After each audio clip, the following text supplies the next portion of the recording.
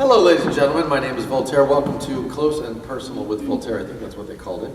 And I would just like to say that whoever booked this panel is a fucking sadist. A fucking sadist. And I would really like his or her head on a plate. I am a very, very hard-working individual. There's nothing I like more than to work and create things and to perform and to talk to people. And Lord knows I'm a verbose son of a bitch. But performing, as corny as it sounds, I give 150% when I perform. And then, remarkably, and thankfully, I suppose, after I perform, there's very often a very long line of people who wish to come and say hello and take a photo and get something signed. So that's like another 2 hours. So after I've already given 150%, you know, I really need to dig deep inside and find another 100%, because anybody who, for whatever bizarre reason, wants to come and say hello to me and say they had a good time at the show deserves every bit of my attention. So I'm exhausted when I get off stage, but you know, you find the strength and the energy because you're so appreciative that people came at all. But then to have someone book a panel after that, you just want to kick them right in the dick. Right in the dick.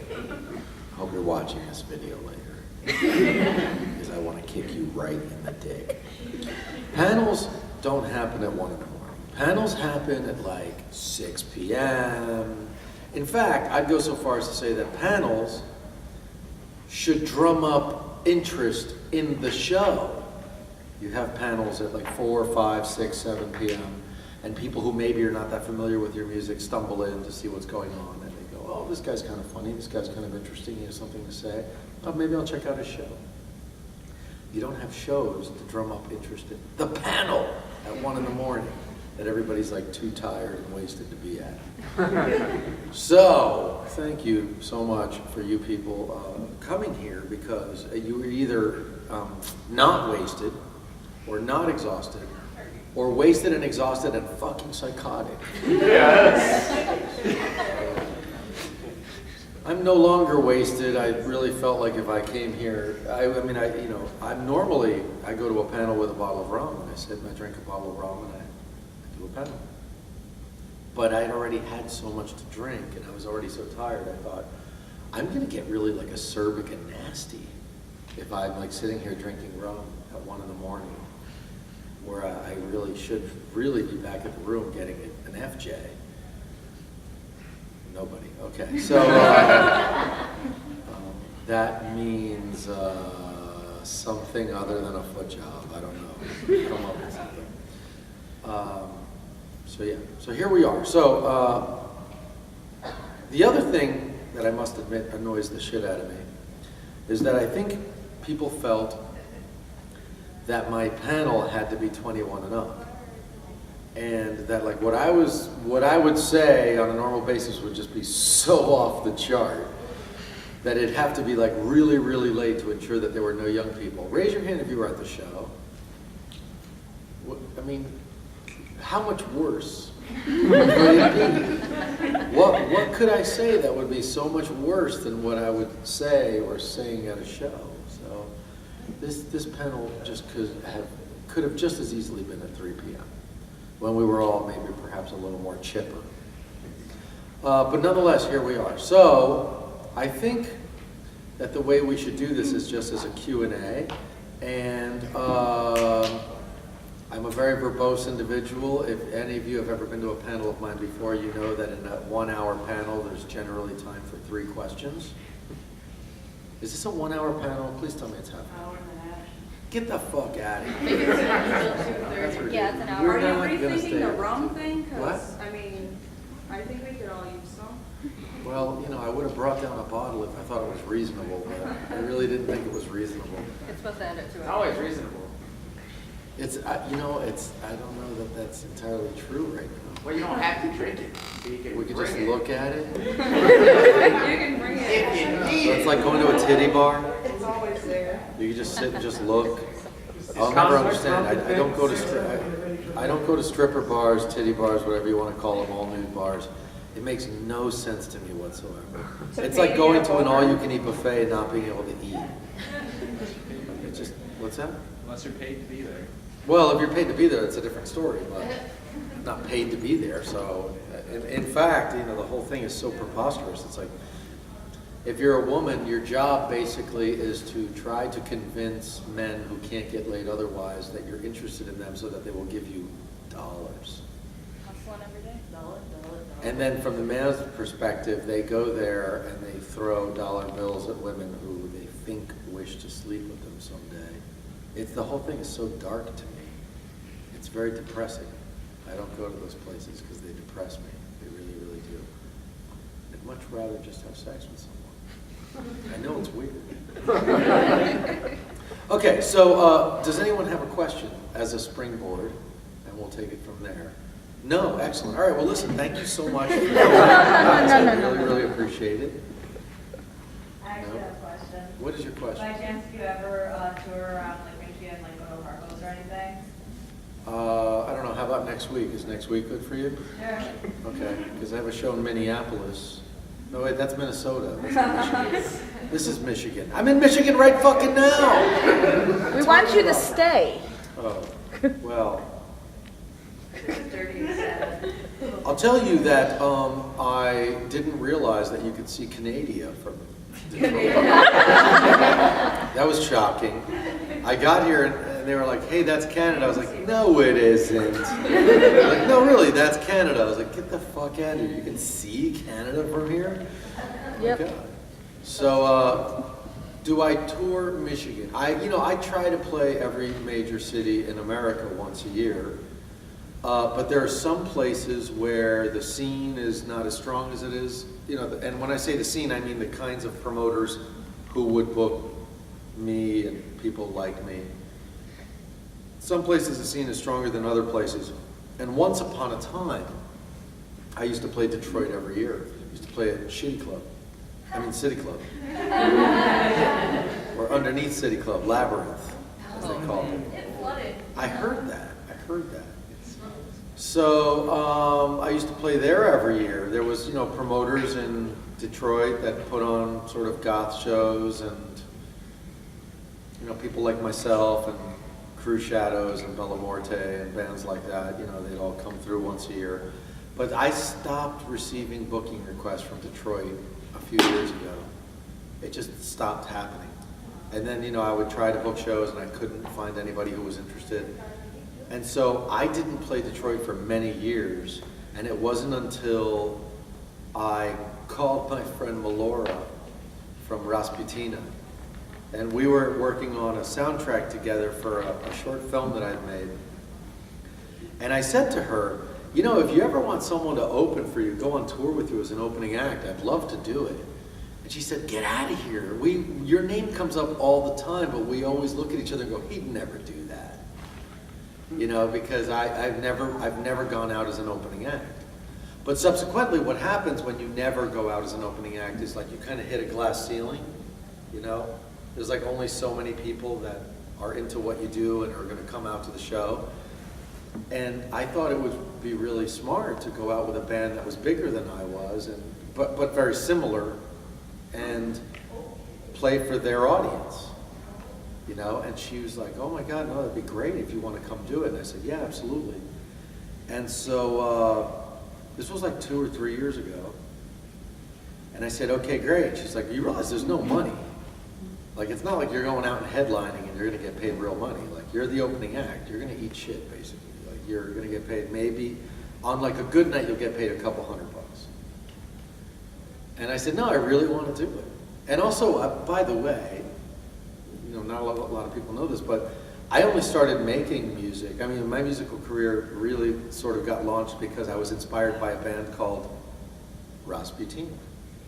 Like, I saw them when they played in New York City, when I was going to goth clubs in New York City in the early 90s, and there was this band with these 3 women in turn of the century undergarments playing cellos, and I was like, this is fucking fantastic. Like, the whole concept of making music that sounded like it could have come out 200 years ago was so fascinating to me, and that's what kind of got me on, on track to doing what I eventually ended up doing professionally.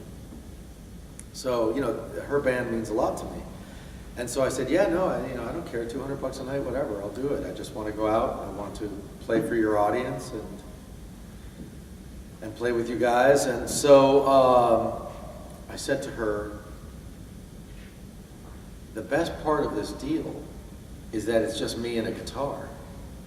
So I can just squeeze into your van, not a lot of, I don't take up a lot of room. And she looked at me, she was like, oh, the van's full already. So you have to get yourself to all the shows. So I was like, oh shit. So it was a mini tour, it was like 12 dates. And I thought, I have to get myself to every one of these cities. But I don't really drive, I don't like to drive. And I don't know, I live in New York City, you walk everywhere.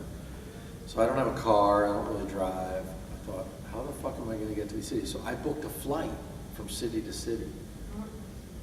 And that's how we did that tour. Like, I literally took a cab to the airport, got on an airplane, went to a city, took a cab from the airport to the hotel, checked in, took a cab from the hotel to the venue, did sound check, played the show, took a cab back to the hotel. In the morning, I took a cab to the airport and flew to another city. And I did that like 12 or 14 days in a row. And I was getting paid, maybe half of the shows I was paid $200. The other half of the shows I wasn't paid at all. And I made money on that tour. Isn't that crazy? It was insane. I actually made money on that tour. Because the audiences were really large, and a lot of them didn't know about me.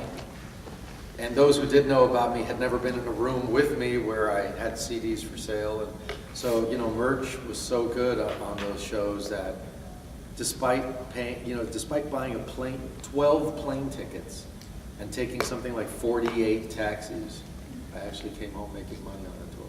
It was pretty amazing. And then more importantly, I came home with this huge mailing list of people who were fans of Rasputina's who went, oh wow, this guy's kind of similar to what they do, but kind of different. So I made some new fans on the road. That's my long-winded way of saying that I played Detroit with them at a place called Magic Stick in a blizzard. Not a lot of people came because there was a blizzard. And I really, we talked about canceling the show because as we were driving into Detroit, it was like really coming down pretty hard. But people came out. And there was a young lady who was at my show earlier tonight who was there with her daughter, her young daughter, who was at that show. So people came out. So I guess the bottom line is, if it were up to me, I'd play in Detroit every single year. It's just a matter of finding promoters who are interested in having me. Simple as that. Now we have time for half a question. I'm kidding. There might be some in Ann Arbor. Yeah? Yeah. Well, It seems like it'd be more of a. if they book me, I will Maybe come. more open to it. Yeah? How far is Ann Arbor from here? An hour-ish. Okay, that's close. Yes. Do you ever tour like in other countries, like say Europe? Or Yeah, absolutely. I play Mexico from time to time, and I've toured Canada a bunch of times, and then I've just started touring Europe. Actually, I forgot, I've toured Australia 3 times. Melbourne, Sydney. Australia is a funny country. It's really big, but everybody lives like on the edges.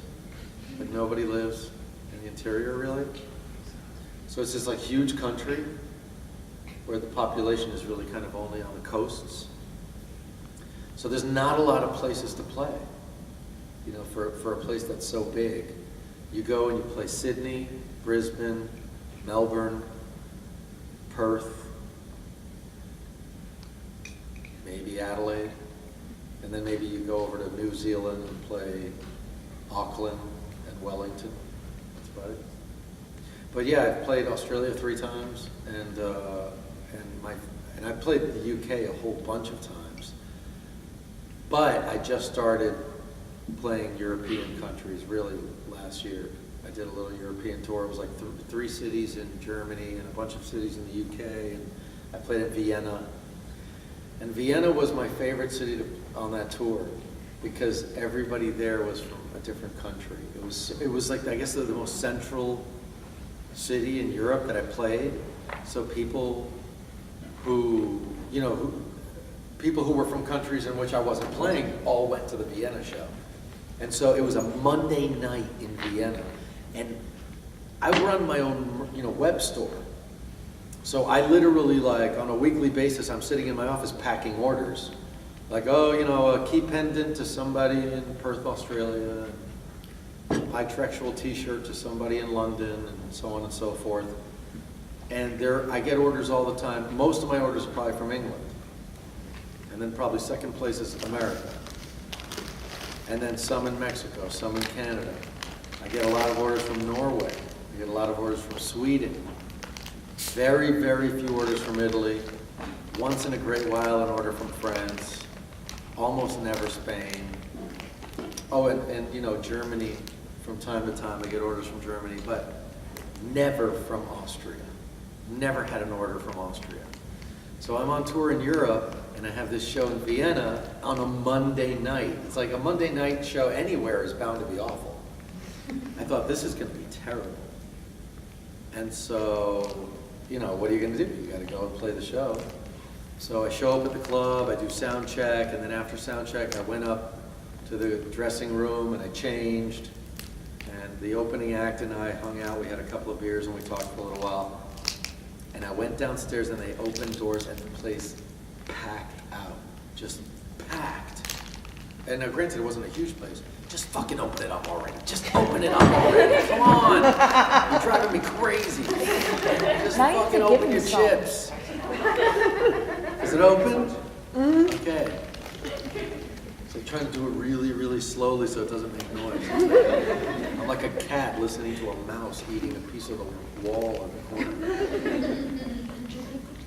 What are they, bugles? Yeah, the caramel bugles. Caramel bugles. Mind if I try one? I've never had a caramel Sure bugle. can. I mean, I think for all of the aggravation, at least you can just offer it.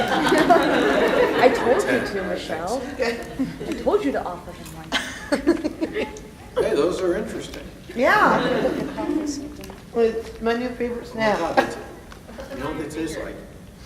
This tastes like a cross between caramel popcorn and corn chips and feet. Pretty much what this tastes like. All right, I'll save those for breakfast. So, place is packed. It was shocking, just absolutely shocking. Everybody came in and they lined up at the merch booth. I hadn't played yet. It was the weirdest fucking thing. I'm like, standing there in my little pirate costume. And everyone just lined up at the merch booth. And they circled around the club a couple times. And I stood there and people came up and I would say, hi, what's your name? And I'd sign something for them. And, there's a lot of people from the Czech Republic and people from Slovakia and people from Slovenia, which I'm embarrassed to say I didn't realize existed before that tour.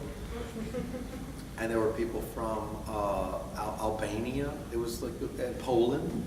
Like people had come from all over Europe because it was, the easiest city to get to, I suppose. And it was shocking. And I just have to tell you a funny story about something that happened that night. I'm working the merch booth. Okay, was I single yet? Yes. All right. So I am single for the first time in 7 months. Right. Let me try that again. I've been single for 7 months. But I'm single for the first time in 6 years. And I am a touring musician, and people think touring musicians fuck somebody in every city they go to, regardless of whether they have a partner or not, and I've never been that way. I take relationships very, very seriously. If I have a girlfriend, I'm not making out with people, I'm making out with random fools, none of that's happening. If I'm married, it's sure as fuck not happening. But when I'm single, I make up for that time by tearing it up real hard. And so I was single, and I'd been married for the better part of 6 years, so I'd gotten very comfortable. And when you get married, raise your hand if you're married. I was married. Raise your hand if you're married now. Okay. You guys seem to be doing okay. We actually got engaged at one of your shows. Wow, really? What show? Was that the Vampires Ball in Flint? Oh, in Flint. Oh, that's coming up soon, 6 months. It's on my birthday again. You have to come. Let's just make this panel about you. I'm kidding. Where the hell was I? Oh, Funny yeah. story. Turn it up, Barry. My advice to people is don't ever get married. Because when you get married, you get really, really fat. And the reason you get really, really fat is because subconsciously, whether it's conscious or not, but I'm going to go with subconsciously, you realize that it doesn't matter how you look anymore, someone's going to fuck you. Like when you're single, there's always that fear. You know, you go to a place like this and you think, it'd be nice to meet somebody cute, and you meet somebody cute, and they kind of look at you and they're like, there's, you know, I've seen better. And so you know you have to be in shape. When you get married, that fear goes away. You just stop being afraid. I knew eventually that I could not wash for weeks and my wife would still have sex with me. So you get old, you know, you get sloppy, you get lazy, and I'd gained a lot of weight. And so here I was single, and I'd only been single for about a month. Oh, did I offend you in some way? No, I was going to get one of my friends. You going to the bathroom? One of my friends. You gonna go get one of your friends? Get 10 of your friends. What's your friend's name? I don't believe it. I think you gotta go poop, and you're just not saying, you're just not being honest with us. Anyway, so I had gained a lot of weight, and I was feeling, you know, I was suddenly single, and I felt really insecure. I was like, you know, I don't look good. I'm definitely not. I'm not in my fighting weight. I'm not as, and, you know, and I'm 47. You know, I'm not 20 years old. So I go to a nightclub, I'm surrounded by 20-year-olds. You know what I mean? So, you know, with washboard abs. And I have a keg. I like went straight past six-pack. It's a keg. So I'm standing there, and all of these people are lined up, and all of a sudden I turn. And the most beautiful woman that I had seen in a long, long time is standing there looking at me. And I said, hi. And she said, hi. And I said, what's your name? And she said, my name's Petra. I said, where are you from? She said, I am from the Czech Republic. And I was just thinking, she's the most beautiful woman I've ever seen. And she's looking at me with this expression of, I can't believe I'm in the same room with you. So, let me just tell you that, I mean, you know that feeling of looking at somebody who's so beautiful. But nothing is more beautiful than somebody looking back at you like, I can't even believe you're talking to me. That is the most delicious feeling in the entire world. When somebody's looking at you with eyes of love. And she's just looking at me like I'm the most amazing person who's ever lived. And she can't even believe that she's in a situation where the two of us are having a conversation. And I'm melting. I'm just absolutely melting. And I'm fumbling and what can I do for you? And she says, I would like to buy a CD and a poster. And so I pull out a CD and a poster and I sign it for her. And you know, this was quite a bit into the line. So some of the items were selling out, and she pointed to a pendant around my neck, and she says, oh, and I would like to buy a pendant. And I look over and I said, oh, they've sold out. And she looked like she was going to cry. And I said, bartender, may I please have a knife? And the bartender brings me a knife, and I take my pendant, and I cut it off of my neck, and I hand it to her. And she looks like she's going to die. Like she's like practically crying. She's like, you would give me your necklace? Like, what do I owe you? I was like, it's a gift. And I just gave her the necklace that I was wearing. And she's just standing there kind of speechless, and I'm standing there kind of speechless. And I swear to you, I felt like a schoolboy. I felt like a schoolboy. And it's at that point that I suddenly realized that I've been talking to her for like half an hour.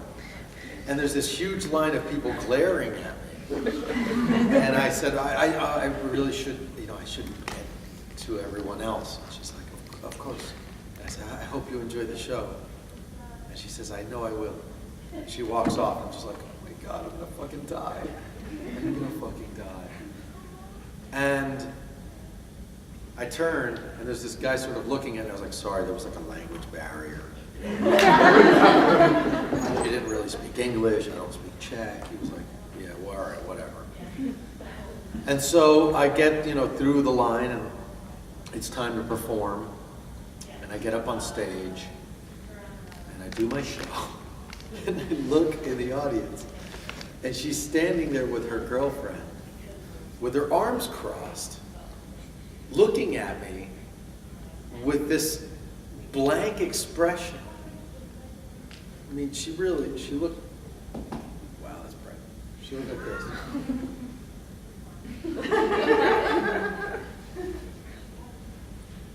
And I was performing, and every time I'd look over at her, I'd get so unnerved because she looked so unhappy. She looked so unhappy with what she was seeing and hearing that I had to stop looking over there. And I would just like find other places to look. Really, I couldn't look at her because I was just like, oh God, I must be really bad tonight. It must be really terrible. And so I finish the show, and I get off stage, and once again, there's a line at the merch booth, and I go and I'm saying hi to people, and at some point I turn and I see her with her girlfriend standing against the wall, and I go up to her and I said, thank you so much for coming to the show tonight. And she says, you're welcome. And I said, I have to ask you, what was going on? You had such a terrible expression on your face. I mean, I said, you're like the worst fan ever. And so I was looking at you, like I couldn't look at you anymore because you looked so completely displeased with everything that I was doing. And I'm like trying, it's not coming across right. Maybe it didn't come across right that night. But I was kind of drunk and I was trying to be funny. I was trying to be jovial about it. I was like, God, you're like the worst expression on your face the entire time. I was like, what's going on with that? And she looks at me and she says, well, you used to be young and cute, but now you are old and fat. And I died 1,000 deaths. I died 1,000 deaths. I felt like someone reached into my chest and ripped my heart out and tore it to pieces and jumped up and down on it. Because I don't think I had been so excited about somebody since I had become single, up until like an hour before. And I thought I was going to fucking die. And I just went, I know. That's what I said. I said, I know. I'm, getting older, and, I definitely let myself go, and I'm trying to get back in shape, but it's probably going to be a while, but, glad you came. Thank you for coming to the show. And I went back to the merch booth and tried not to cry while talking to everybody else there. And then I went backstage and I probably cried. And I got completely hammered. I was so maudlin, I got really drunk. And I think I probably tormented the opening act by refusing to drop it. I think I talked about this girl and what she said to me for the whole rest of the night, to the point where I probably drove those poor guys insane. Then I got back to the hotel, and this was still back in the days where Facebook was a security blanket. And I go and I get on Facebook and I say, great show in Vienna tonight. It was a Monday night. I expected there to be nobody there, but it was actually full, and it was really fun, and it was a great time. However, the most beautiful woman I've ever seen told me that I used to be young and cute, but now I'm old and fat. And I just didn't even know how to deal with that, and I'm really sad right now. And 300 comments appear on my page, most of them saying, where does she live? I will stab that fucking bitch in the face. I swear to you, people are like, that fucking toad, I will kill her. Where does she live? I'm gonna shit on her children. I'm gonna rape her parents. People were really vicious. People love you. And I cried myself to sleep. I woke up the next day, I look at my Facebook page, and there's a comment from her. And I'm thinking, this girl's got balls of fucking steel, because she's basically just like wandered into the wolf's den. You know what I mean? She's just like walked right into an ambush. And she says, "Hi, my name's Petra. I am the girl you met last night from the Czech Republic who told you you were fat. And I want you to know my English is very bad, and I try to make a joke, and it doesn't come out right." Right. So I felt so shitty. I was like, wow, I feel so bad right now. She said, you know, all of these people want to kill me now. But she was so brazen, you know, like so bold. Because a lot of people, if they saw that, they would have been like, let me send this guy a private message, you know what I mean? Because I shouldn't show my face on this board because I'm going to get torn to shreds. But I said, no, it's okay, I misunderstood. I was trying to be funny by saying, you know, wow, you're like a terrible fan, blah, blah, blah. Like, I was trying to be funny, she was trying to be funny. None of it came out right. And then she and I ended up exchanging a whole bunch of messages via Facebook. You know, we started chatting like throughout sort of the rest of the tour. And it wasn't until like a week later that as I was looking obsessively, looking through her photos, I started noticing things in the background that I hadn't noticed previously, like blackboards and high school textbooks. And I was like, wait a minute, how old's this person? And then I stopped sending her messages.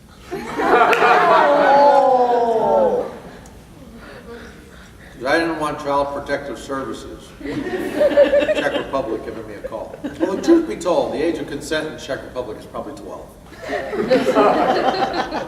But nonetheless. So, yes, I play in Europe. Yes. What, in stop motion, what is your favorite medium to work with? Stop motion. What material, whether it be clay I hate or... clay. And there's nothing more odious to me than when people refer to stop motion animation as claymation.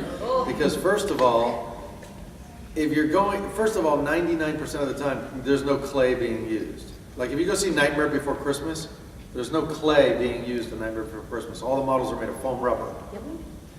Secondly, if you're using clay, it's clay animation, you moron.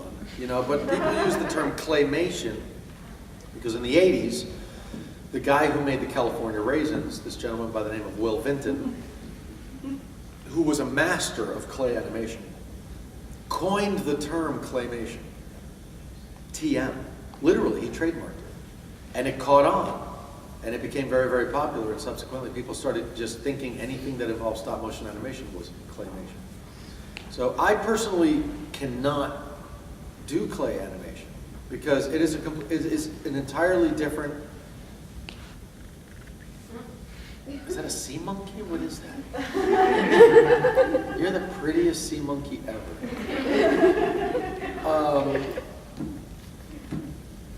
I lost my train of thought. That was just really beautiful. You look so spectacular, and you really look completely extraterrestrial. You know, you are a beauty of extraterrestrial origin. And the way you just kind of flit it in and just like went between the seats and then found your place over there, it was just so charming. I bet you all of your photos on Facebook have chalkboards and high school textbooks in there. Moving along, so yeah, clay animation is a completely different skill set. You know, I'll make a model out of foam rubber. Most of my models are made out of foam rubber, like Harryhausen films. And they have an armature inside which allows them to be posed. So I pose it, take a frame, pose it, take a frame. Like I'll spend a month making the model, but then once the model's done, my focus in the animation process is in creating super smooth and realistic stop motion animation that looks like real life. Clay animation is different in that you have to resculpt every frame. Every time you put your fingers on the clay model, it gets deformed. Yeah. Literally, it gets deformed. It gets fingerprints, it gets mushed, it changes shape. So you are literally resculpting every frame. And it drives me mad. It's something I can't do at all. So I like, animating foam rubber models, I guess. But I will tell you this quick story, which will last 45 minutes. I started making stop motion films in my basement when I was 10 years old. And at 17, I ran away from home, and I went to New York City, and I got a job working at a place that was making a show called Pee-wee's Playhouse as a stop motion animator. Now, as it happens, all of their stop motion animators were busy on Pee-wee's, so they had nobody left to work on the TV commercials. So I was 17 years old, and I got hired to make national TV commercials. So I animated Parker Brothers commercials, IKEA commercials, Kellogg's commercials, Milton Bradley commercials. I animated Bud Bowl 3 years in a row, which were 6 commercials that aired during the Super Bowl. So it was really, and then only 2 years later when I turned 19, I got promoted to director. I started directing TV commercials. I did a bunch of MTV station IDs, Sci-Fi Channel station IDs, stuff like that. So in any case, the point of the story is I worked every single day from 1985 to about 1990, when all of a sudden computer animation came along and people started to lose interest in stop motion. So I was, a teenager, and I was making $4,000 a week, and of course not saving any of it because I was a teenager. I was just blowing it the second I got it. And then suddenly when I got to be 22 or 23 years old, I became obsolete. I was literally the top of my game. I was probably one of the more successful stop motion animators in New York City in 1991, and then suddenly there was no stop motion work at all. So I literally became obsolete at 22 and had to find something else to do. So a couple years later, somewhere around about 1990, I guess it was, I got a letter in the mail, because this is before there was internet. I got a letter in the mail, and I opened it up, and it said, "Hello, Mr. Voltaire, my name is so-and-so, I'm a producer in Hollywood, and I got your name from some people that I know in the commercial business. We're looking for stop-motion animators for a film directed by Tim Burton called The Nightmare Before Christmas. And we're wondering if you would be interested in coming out to California to animate on this film." Now, I loved Tim Burton. Already by then I was a Tim Burton fan. And I thought, I love that guy's work, and it's stop-motion animation, and I'm unemployed. So I said, I called the guy. He had a phone number for me to call, and I give him a call. I said, "What does the job pay?" He said, $700 a week. I was like, "Are you out of your fucking mind?" I was making $4,000. I was making $700 a day. I was just like, "Are you out of your mind?" He was like, "That's what it pays. It pays $700 a week." And I'm thinking, God, $700 a week. That's really lame. I mean, $700, a week. I was like, that's really terrible. Of course, now I don't think $700 a week. I'd be happy to take $700 a week now. I'm a musician now. Nobody pays for music. So $700 a week sounds pretty good. But I thought it was really, really low. And I'd have to move to California for a year and a half. But here was the deal killer. I said, "So you said this is a stop motion animated film?" He goes, "Yeah, it's claymation." And I said, "Claymation or stop motion?" He goes, "Claymation." I said, "Well, are the models made of clay?" And he was like, yeah, they're clay, it's claymation. And I said, "Well, I have to pass because I don't animate clay." And so I passed on working on Nightmare Before Christmas because I was told that all of the models were going to be made of clay. And 2 years later, maybe 3 years later, I was dating Debbie Harry, the lead singer of Blondie. And actually to be honest, we had just broken up.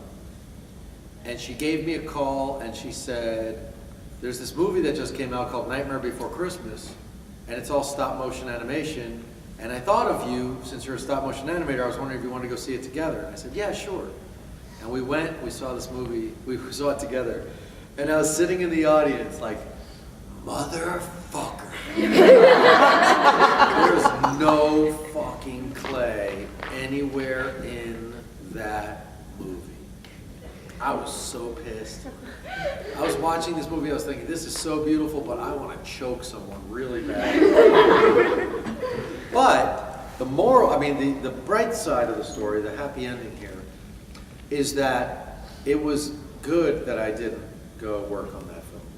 Because what happened, from 1984 up until that moment, I was a gun for hire. I was a stop motion animator and a director.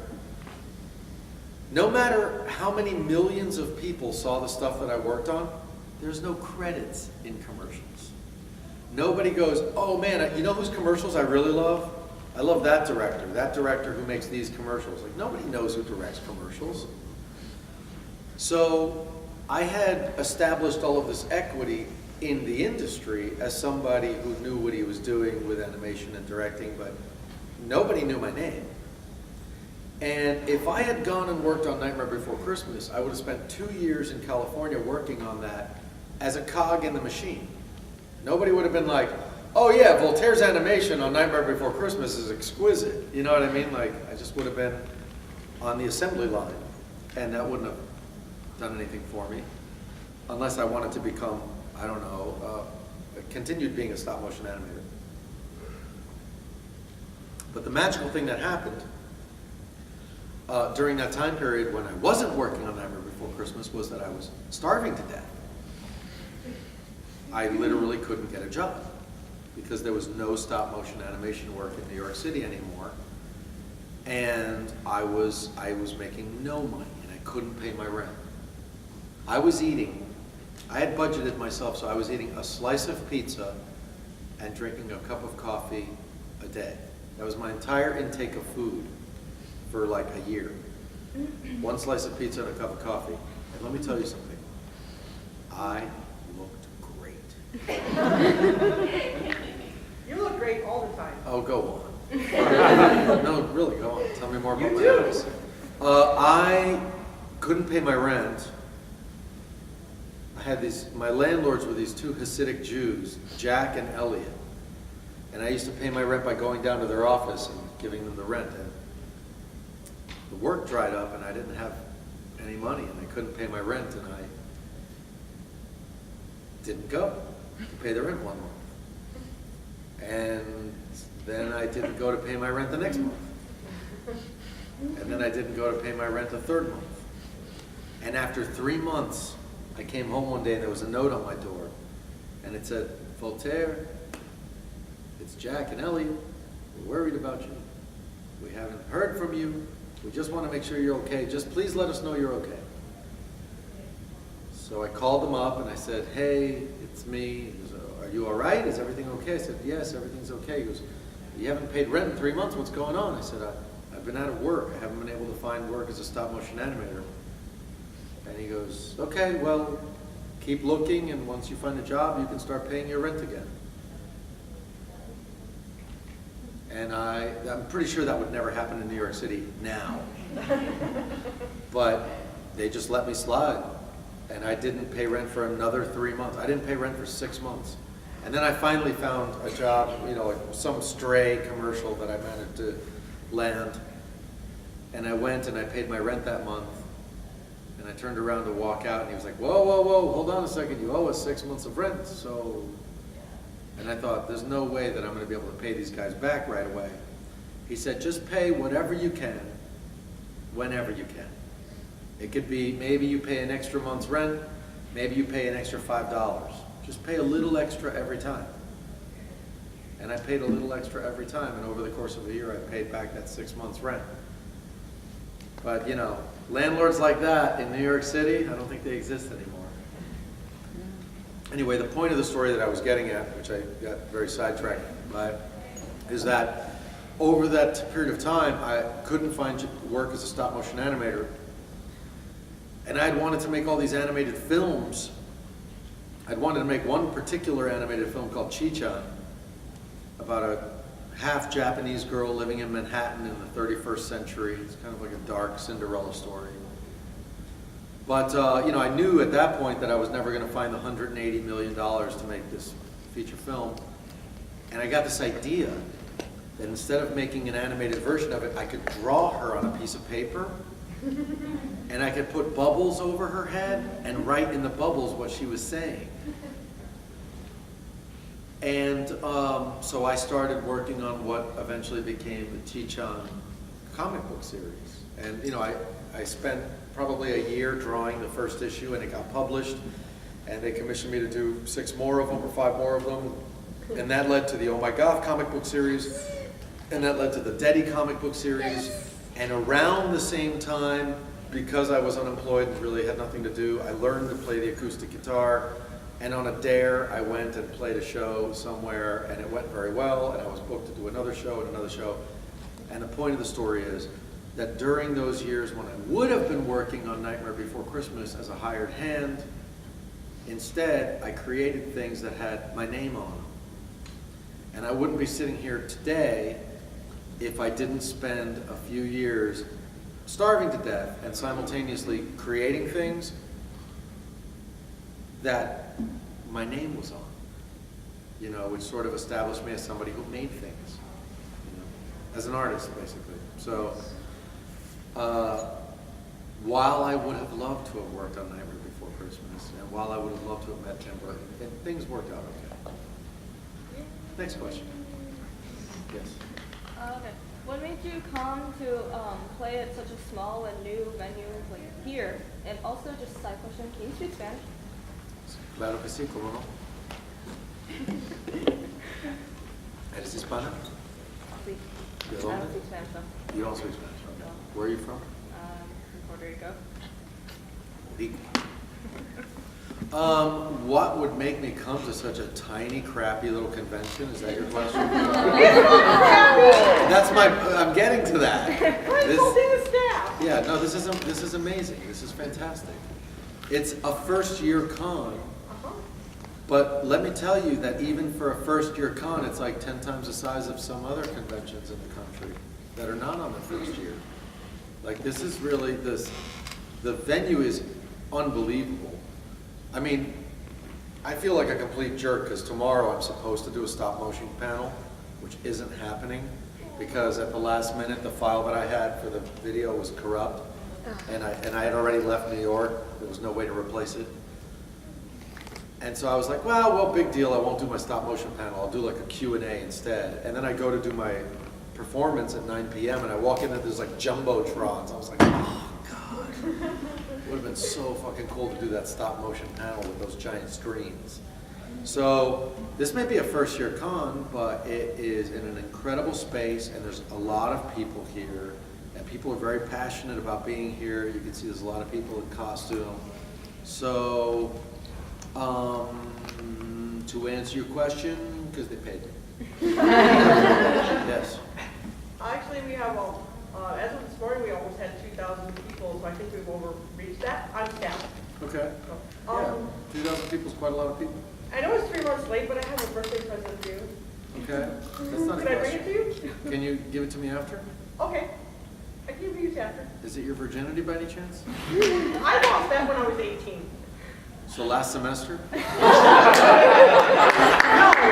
a very long time ago. Okay, fair enough, fair enough. We have time, well, I mean, you know, there's 15, oh my God, there's only 10 minutes left of this panel. Oh, no. Where does the time go? And now I look back and I think about how crabby and crotchety I was when I walked in here. But I've had such a nice time Why do chatting you want with to you leave guys. us?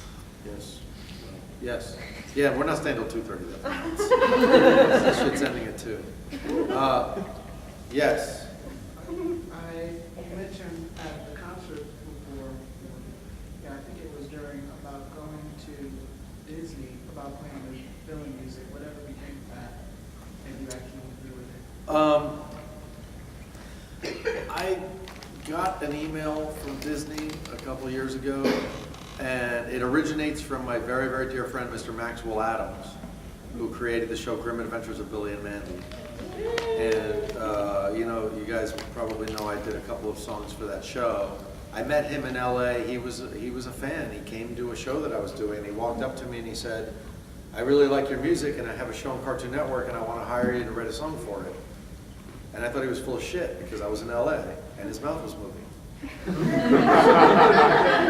Everybody there thinks they have a show and they don't. And so he said, no, I really have a show. I said, what's the name of your show? He said, it's called Grim and Evil, because that's what it was called when it first came out.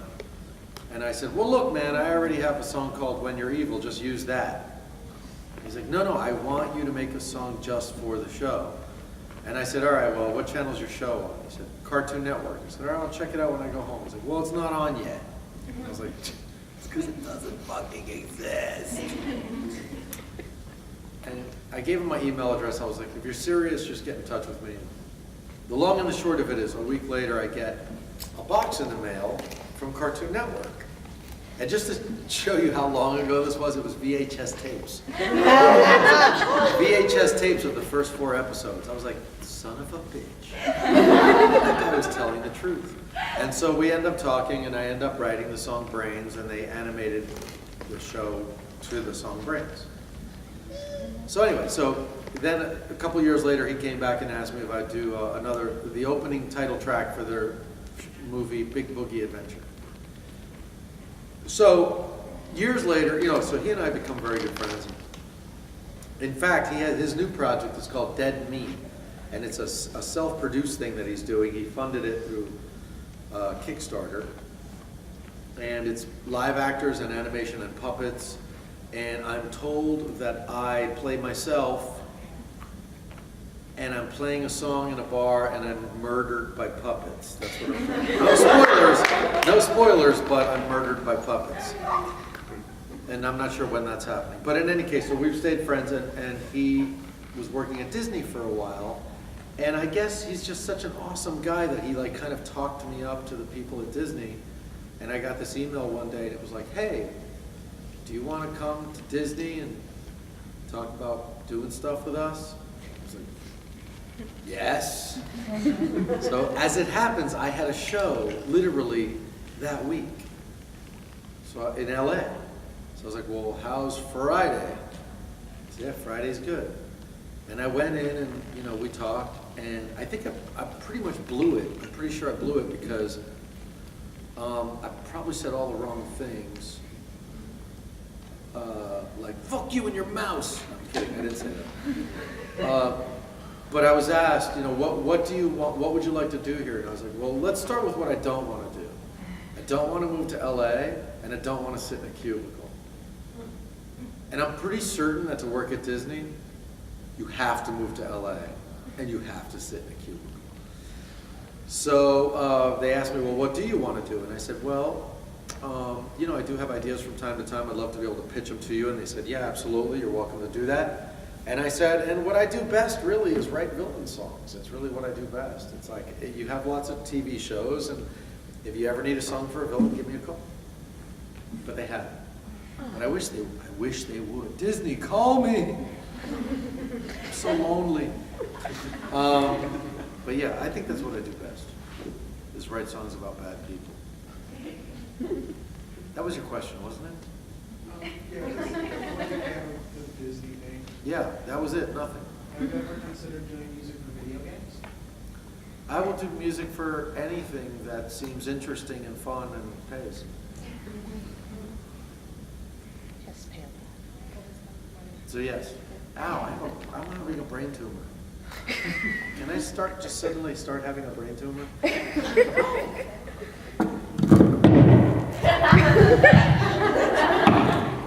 Maybe it was an aneurysm. It was probably not a tumor. I wouldn't feel the tumor right away. And it is now time to, no, we got 6 minutes left.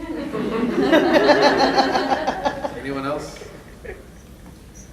Have you screwed with any more sign language interpreters since the last time when you were in Romulus? Have I fornicated? No. I know what you mean. No, I don't normally have sign language interpreters at my shows. All right, so he's referring to this convention at which I played. What was that thing called? Conclave, right? Conclave, yeah. That was Conclave 2006 when I met you. All right. Wow. Nice. In Romulus, Michigan. I was so excited to finally go to Romulus. No one understood what I kept talking about. I was like, you know, Jolan True, my brothers, and we should reunify. And nobody knew what I was talking about.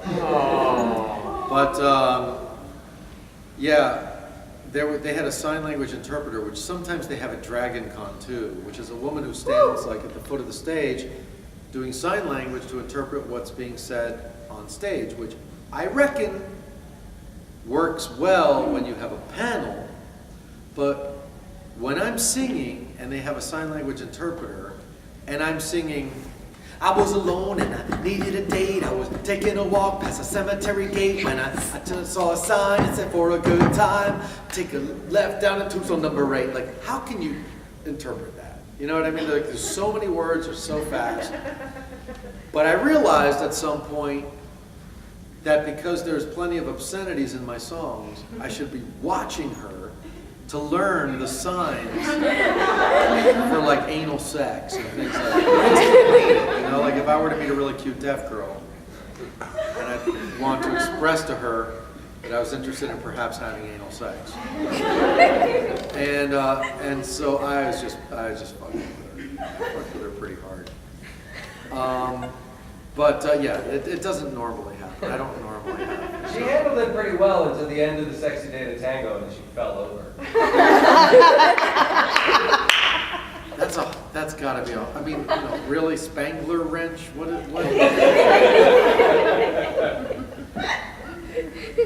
What is the sign for Spangler wrench?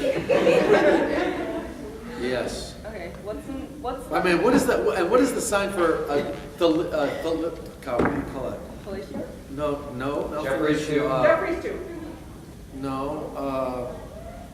God damn it! What do you call those damn crystals that run the? Dilithium crystal. Dilithium. Like what's the hand sign for dilithium necklace? Anyway. I think she just spelled it out. I think he What's the most disgusting sexual act you've ever heard of? I'm so disappointed because I really thought that was going towards what is the most disgusting sexual act you've ever performed. You can answer that one too. Answer that one too. What is the We're most curious. sexual act you perform? Both. All right, well, let's start with what's the most disgusting sexual act I've ever performed. I can't answer that question because I've really truly enjoyed everything I've ever done, however disgusting someone else might have thought it would be. Just because it's disgusting doesn't mean you didn't enjoy it. No, I'm just saying nothing's ever seemed disgusting to me. If it was disgusting, I wouldn't have done it. That's true. Although, I should point out that I do live by the 3 Ps. I am very, very sexually adventurous, but I do live by the 3 Ps. No poop, no pets, no pedo. Everything else goes. Pee in my mouth, Grandpa. What? What's the most disgusting sexual act?